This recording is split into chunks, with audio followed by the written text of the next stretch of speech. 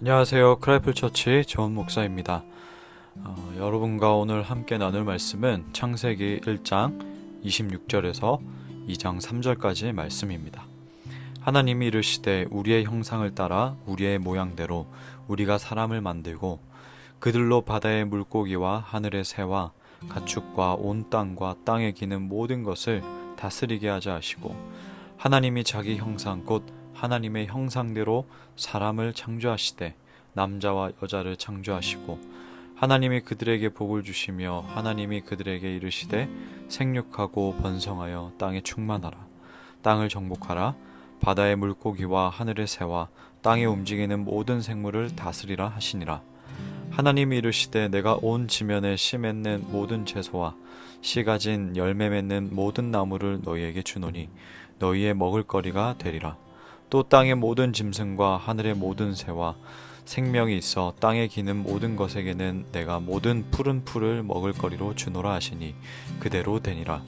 하나님이 지으신 그 모든 것을 보시니 보시기에 심히 좋았더라. 저녁이 되고 아침이 되니 이는 여섯째 날이니라. 천지와 만물이 다 이루어지니라. 하나님이 그가 하시던 일을 일곱째 날에 마치시니 그가 하시던 모든 일을 그치고 일곱째 날에 안식하시니라.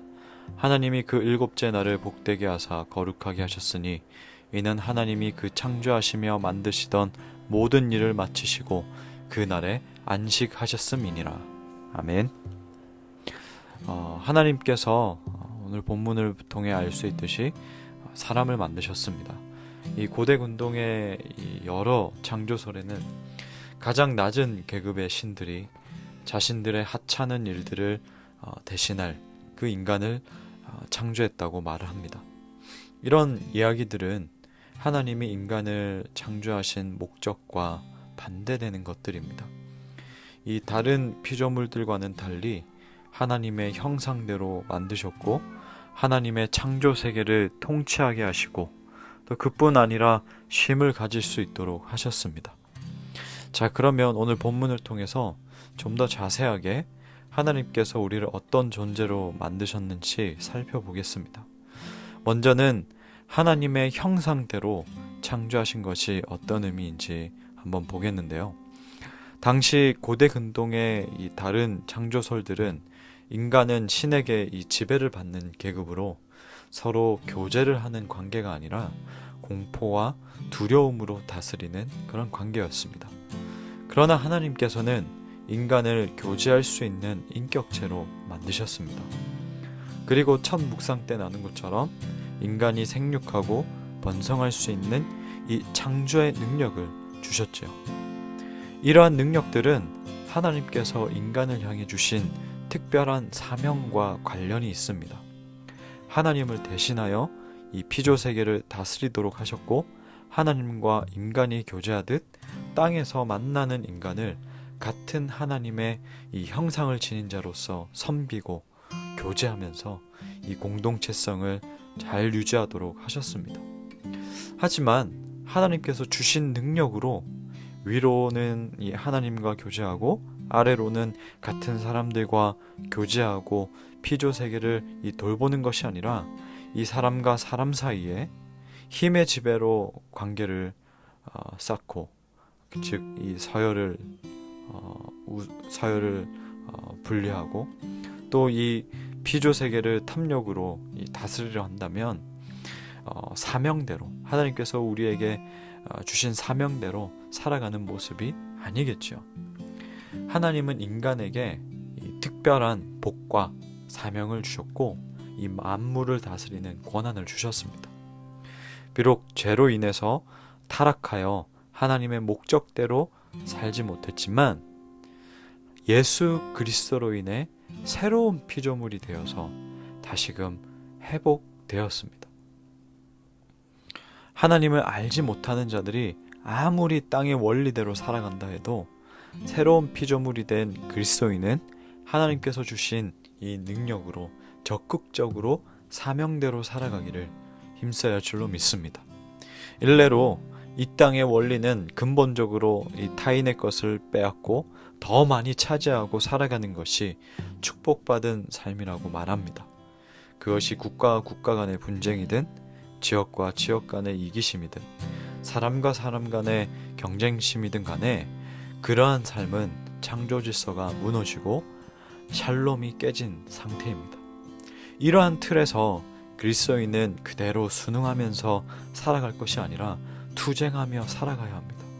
비록 죄의 유혹 안에서 살아가기 때문에 죄 없는 삶이라고 할 수는 없겠지만 새로운 피조물로서 성령의 도움을 받아서 주님 앞에 설 때까지 자신을 쳐서 복종시켜야 합니다.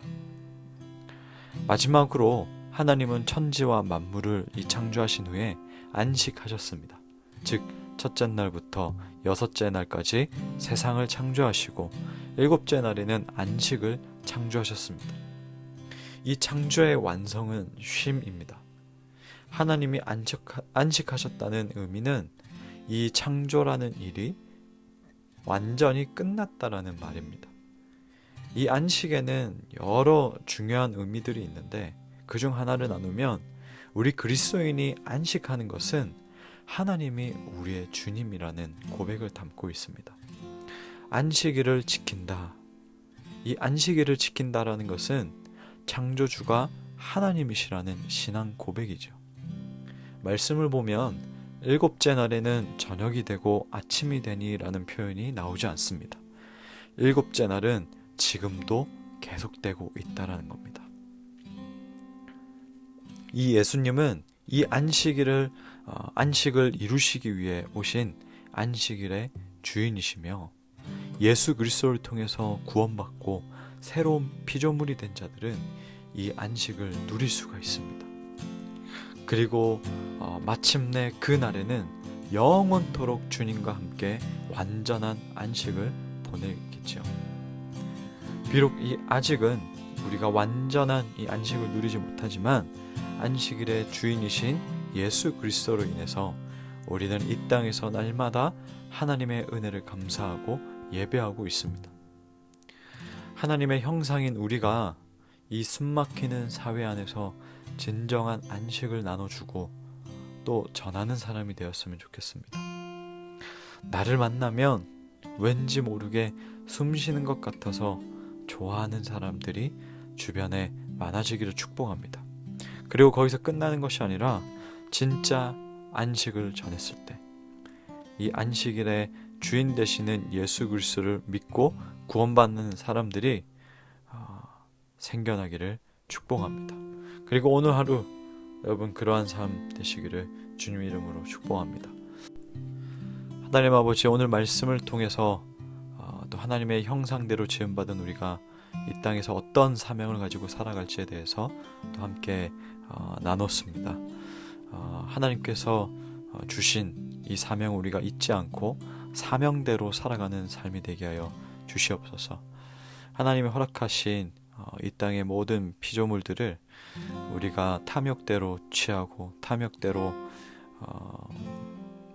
다스리며 살아가는 것이 아니고 하나님 아버지의 그 마음으로 다스리고 가꾸고 돌보는 삶 되게 해주시고, 또한 삼위 하나님의 그 관계와 삼위 하나님의 그 샬롬대로 우리가 이 땅에서 만나는 모든 사람들과 샬롬의 관계로 또 살아갈 수 있도록 성령께서 이끌어 주시고, 또 특별히 성령께서 묶어주신 우리 크라이플 공동체 지체들 모두 한 명 한 명 한 명이 정말 이 말씀의 원리대로 서로가 서로에게 샬롬을 주고받는 관계가 되게 하여 주시옵소서. 또한 하나님께서 우리에게 쉼을 허락해 주셨습니다. 그리고 우리는 그 일곱째 날에 이 주일에 그 하나님께 은혜를 감사하고 또 찬양하며 또 그 안에서 하나님께서 주시는 그 힘을 가지고 또 한 주를 또 살아갑니다.